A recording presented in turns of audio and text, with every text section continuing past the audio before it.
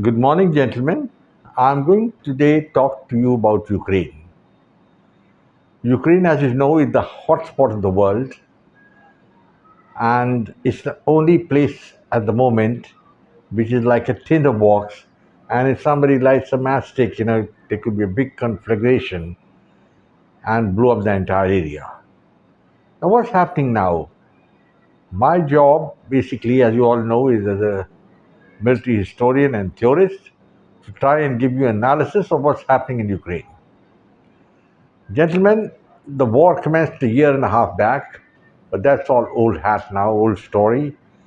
And in between, just after the end of the summer, the Ukrainians launched what was their counteroffensive, their offensive to take back territory from Russia. Now, the Americans and the NATO, the British also, had a lot of hopes that Ukraine will be able to do something. And they were thinking that maybe some territory from Russia would be taken back and Ukraine would have something to talk about. And then Biden would have something to show to the world, look, we did this. So they poured in all sorts of weapons, the most sophisticated ones to Ukraine for Ukraine. But then, as per the reports, even of the American Chief of Staff, the results of the offensive have not been commensurate with the casualties which have taken place. I do not know the exact number, but I can tell you that the Ukrainians have suffered very heavy casualties because they were fighting against an entrenched force. And in one of the principles of war, you must know that when you're launching an offensive against an entrenched force, the ratio of the casualties is normally 1:4. But in this case, I'm told it is higher. And now we can safely say that the Ukraine offensive has failed. Now, this is the feather in the cap of Russia, and I will say that things are not going to be honky dory for Ukraine now. I was going through some videos by John Mishmar, the top American commentator, and he has clearly stated that the battle is now weighted in favor of the Russians. There are many reasons for it, and one of the most fundamental reasons is Ukraine doesn't have the manpower to fight now. As you all know, 20% of the Ukrainian population has run away. They are now refugees all over Europe. And out of the balance, hundreds and thousands of young men have been killed. And Ukraine has a paucity of manpower in the sense men are not available for combat. But yet Zelensky is driving them forward like, you whip a horse and you continue, flog a horse and continue. The Americans are keen that the war continues. But Ukraine doesn't have the resources now, the manpower. And what are they doing? They're recruiting women. Now, when a stage comes that the country has to start recruiting women to fight, you can well know what's the writing on the wall. I don't have to tell you. I think all of you who are listening to me will understand what it means. Ukraine is now tottering. And if Russia can persist for another 3 to 4 months, I think Ukraine could very well be down on its knees. A line of hope was the grain deal. That has collapsed because the Russians refused to extend it. In fact, they abrogated it. And despite all the efforts of the Turkish President Erdogan, the Russians have not accepted the continuation of the dead grain deal. The battle in Ukraine now, gentlemen, is centered basically on weapons. And the Russians have now brought in this Saturn rocket, which is a multiple warhead missile which fires 16 missiles that ranges up to 3,000 miles, and they are going to use them in Ukraine. Vladimir Putin has made it very clear that he's not going to give up. And now that he has the ascendance and he's got a chance to punch a hole in Ukraine, I don't think they'll give up. Probably the Russian plan now is going to be to move southeastwards and try and link up with Moldova, which has a sizable Russian population. And once they do that, they would have isolated Ukraine totally.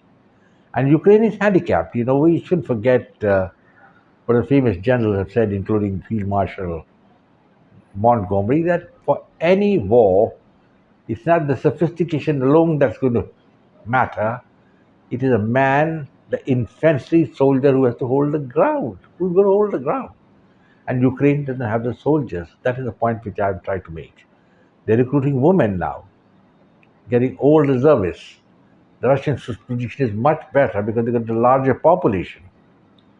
And though the Americans are giving them the most sophisticated weapons, and you're all aware that Americans are going to give them the F-16.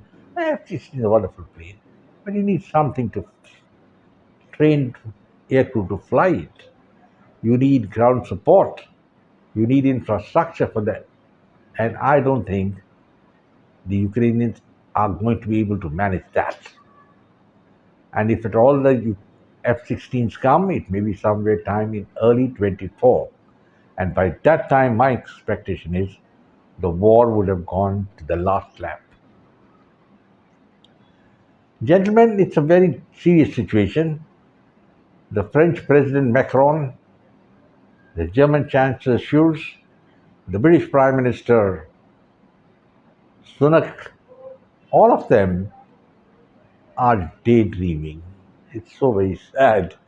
But then, if any of them feel that they are going to win the war in Ukraine, defeat Russia, then I have to say, I will die laughing on a bed of nails. That's what it is. It's a preposterous thing.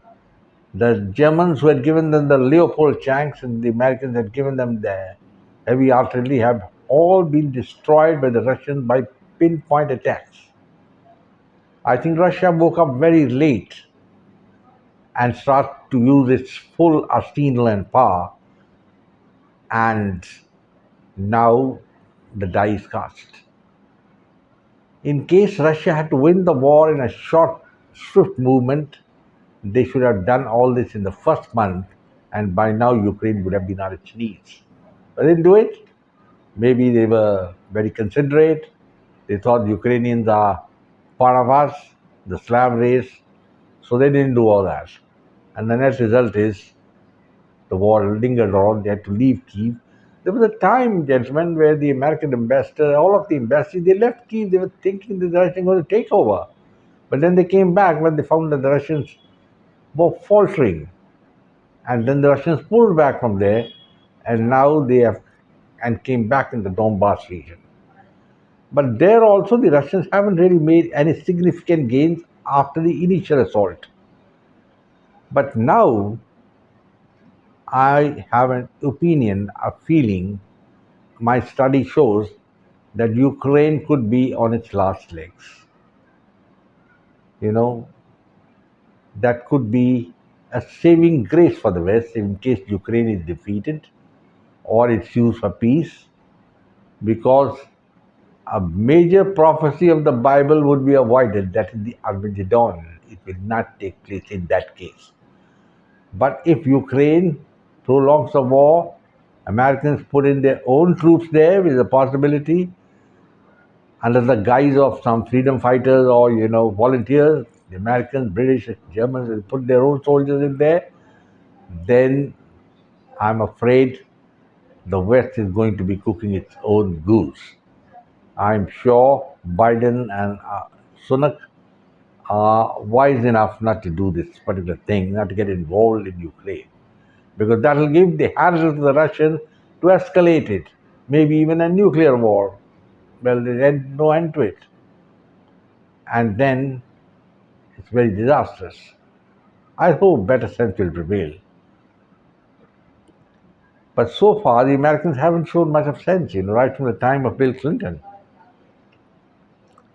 I don't know what is the American policy, the think tank. Probably they thought they'll, overall Russia and they were thinking that the USSR broke up into 18 states, and now we break Russia into another three, four states. Everything, gentlemen, is not that simple, not so straightforward.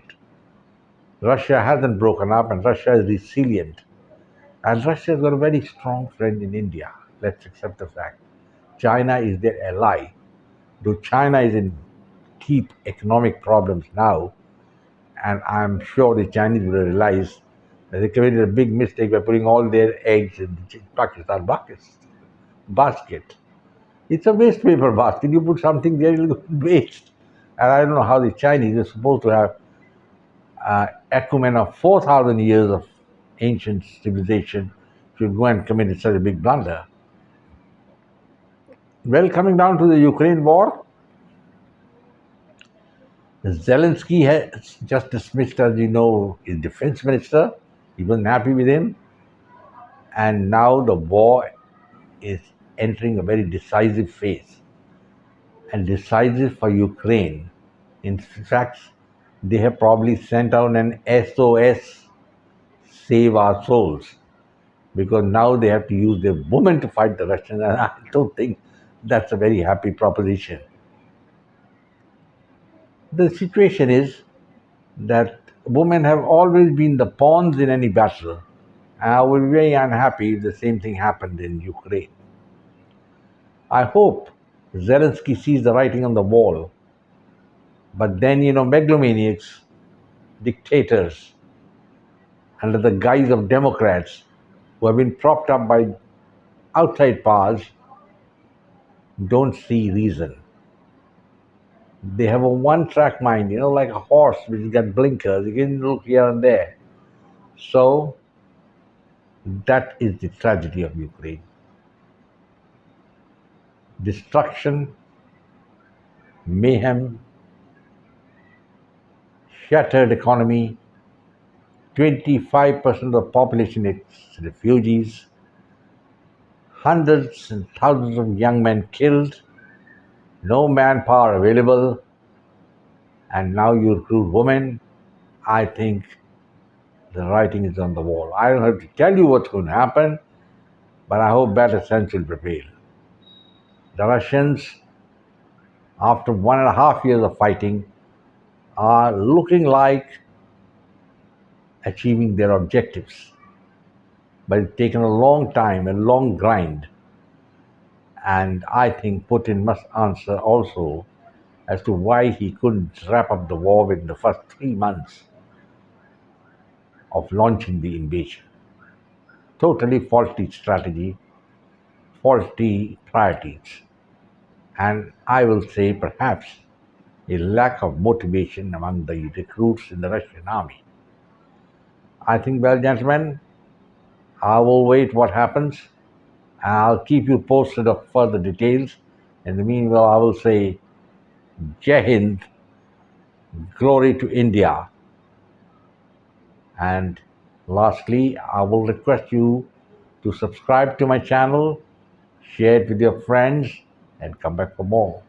And you take care of yourself, and God bless. Bye bye.